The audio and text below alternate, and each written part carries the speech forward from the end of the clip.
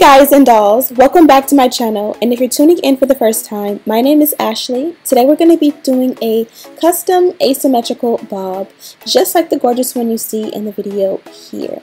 These are the finished results, but this is the very beginning. Now this is a gorgeous 12-inch bob from VIPWIGS. It's 180% density. It comes pre-parted with the middle part. It is, I believe, a deep part, about 6 inches, natural color, and you guys can see it is absolutely gorgeous. There's absolutely nothing wrong with installing and styling it as is, but today I kind of wanted to do a custom cut using men's clippers.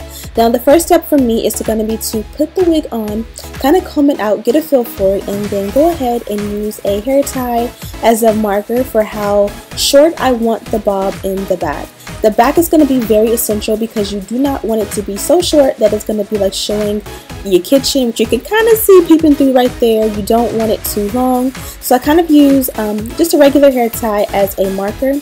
I'm going to take the wig off and place it on a mannequin head, pull out my clippers, and just begin to cut.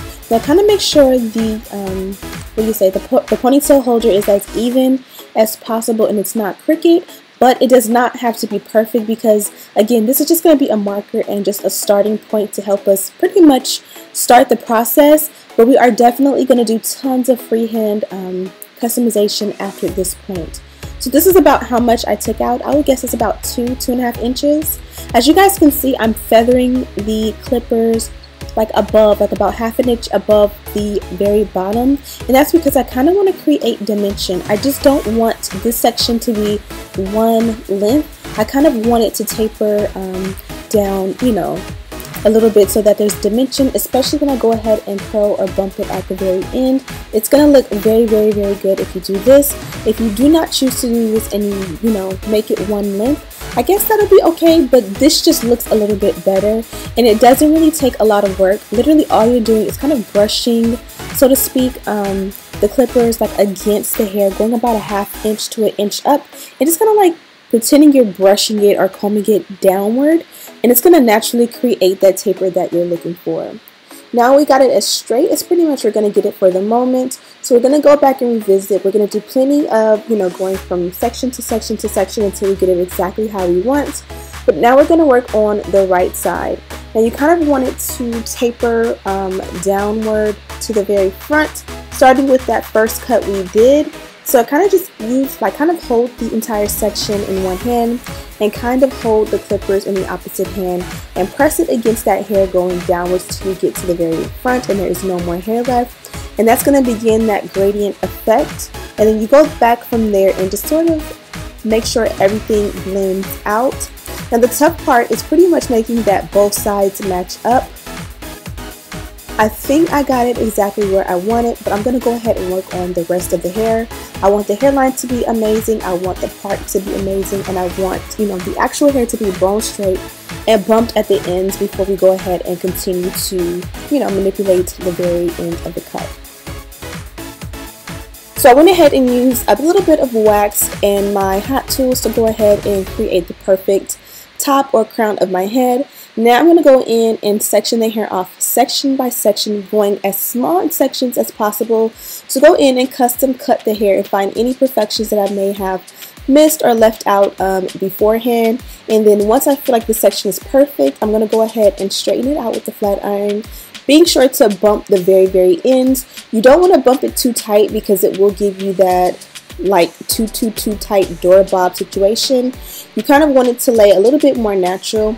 I do kind of like to take the curling iron or the flat iron and kind of bump it going curved at the very end. It kind of creates a nice feathered dimension. You guys will pretty much see a little bit better of that layer going on in the back if you do so.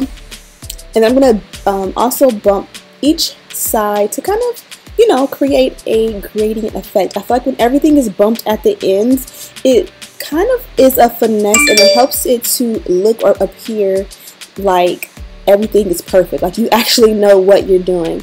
I hope I'm making sense, but pretty much make sure that the ends are bumped all the way around, nice and even, and it'll help you to see any flaws or imperfections without, you know, basically you will camouflage your imperfections as best as possible.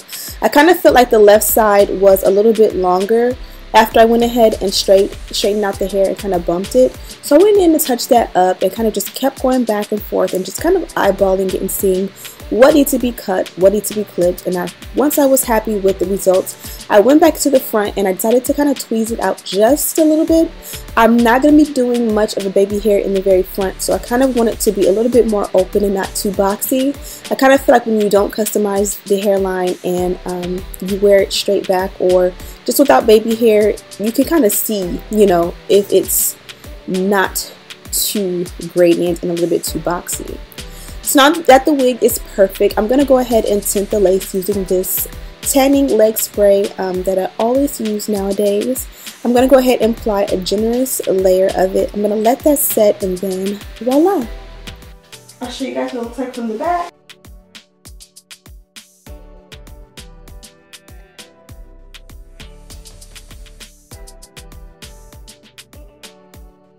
Now, I know it's not perfect. I'm pretty sure there is probably pieces that I still need to cut.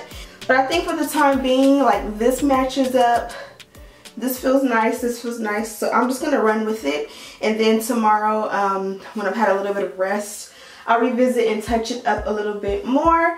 But let me know what you guys think of this one. Ironically, I just got an alert from YouTube as I'm creating this wig literally tonight. It's like 7 o'clock in the morning. Yeah, it's 6:52 in the morning. I've been up almost 24 hours. I basically got a notification from YouTube that the cut that I originally did like this on YouTube just hit 100,000 views, which is so ironic because it's like I haven't done this type of tutorial in so long, and yet the day that I do, the original one hits 100,000 views. I think I set followers per views. It is 7 o'clock in the morning. I am delirious. Again, this one did come from VIPWIGS. I'll have it linked down below. In the box, the actual wig did come in a protective like plastic bag such as this, and it tells you that this one was a 12-inch bob originally, 180% density, which was exactly what I needed, and it worked out perfect. And then it also came with a dust bag, which I absolutely love because that is how I store my wigs. I don't necessarily like to keep the boxes. And then they also gave me some free stuff: brown nude recap, elastic, which I did not put an elastic in here. It came with one, but it got a backup one just in case. And then a fresh shower comb, which I don't know what happened to my shower combs. I've had so many and I feel like they've disappeared, but this one has their logo on it. But I like to keep a black sleek one, so I probably will add this one to my travel bag. But yeah, hope you guys enjoyed this one. Don't forget to check out VIPWIGS. Everything that I use, the wig itself, everything you need to know about this video is linked in the description bar, listed in the description bar and whatnot. Again, let me know what videos you guys want to see from me, specifically with the clippers and all of that. Thank you guys so much for watching. Don't forget to like, comment, subscribe, share this video with your friends. And as always, I'll see you in the next one.